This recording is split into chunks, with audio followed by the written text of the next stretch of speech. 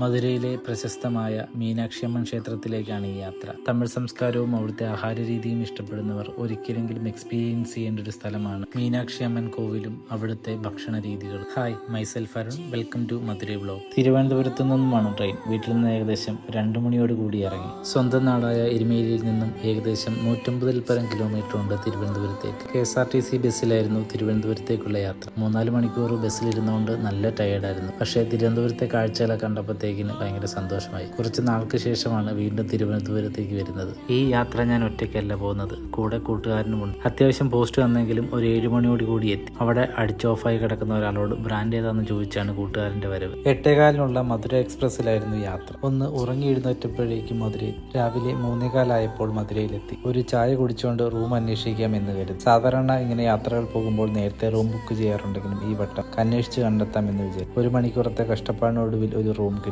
റൂമിൽ വന്ന പാടെ നേരെ കിടന്നുറങ്ങി. രാവിലെ തന്നെ മധുരൈ കാണാൻ ഇറങ്ങി. ഇതാണ് ഇന്നലെ സ്റ്റേ ചെയ്ത ഹോട്ടൽ. രാവിലെ തന്നെ വിശപ്പിന്റെ വെളിയെത്തി. രാവിലെയുള്ള മധുരൈ കാഴ്ചകളൊക്കെ കണ്ട് പതിയെ റെസ്റ്റോറന്റ് തപ്പി നടന്നു. ബ്രേക്ക്ഫാസ്റ്റ് കഴിക്കാനായി ഇവിടെ വളരെ ഫേമസ് ആയിട്ടുള്ള മുരുകനിഡലി എന്ന റെസ്റ്റോറന്റിൽ ഗീപ്പൊടി മസാല ദോശയും ഉണ്ണിച്ചേട്ടൻ ഒരു പനീർ ബട്ടർ മസാല ദോശയുമാണ് ഓർഡർ ചെയ്തത്. കൂട്ടത്തിൽ 2 മെതുവടയും 2 ചായയും പറഞ്ഞു. മെതുവട ആയതുകൊണ്ടാണെന്ന് തോന്നുന്നു 2 എണ്ണം 76 രൂപയിൽ ഒതുങ്ങി. അത്യാവശ്യം നല്ല റേറ്റ് ഉണ്ട് ഇവിടെ ഫുഡിനൊക്കെ. വിശ്വാസങ്ങളും ആചാരങ്ങളും മനുഷ്യനെ എത്രത്തോളം സ്വാധീനിക്കുന്നു എന്ന് നമുക്കിതുവഴി നടക്കുമ്പോൾ കാണാൻ പറ്റും. വിശ്വാസങ്ങളെ ചേർത്ത് പിടിച്ചുള്ള പല പല ജീവിതങ്ങൾ. ദൂരെ വളരെ മനോഹരമായൊരു രഥം കണ്ടു. അടുത്തെത്തിയപ്പോഴാണ് ഇതിന് ഇത്രയും സൈസ് ഉണ്ടെന്ന് മനസ്സിലായത്. വ്യത്യസ്തങ്ങളായ കാഴ്ചകൾ കണ്ട് പതിയെ റൂമിലേക്ക് നടന്നു. ഇനി കുറച്ചു നേരം ഒന്ന് കിടക്കണം. അത് കഴിഞ്ഞ് വീണ്ടും അമ്പലത്തിലേക്ക്.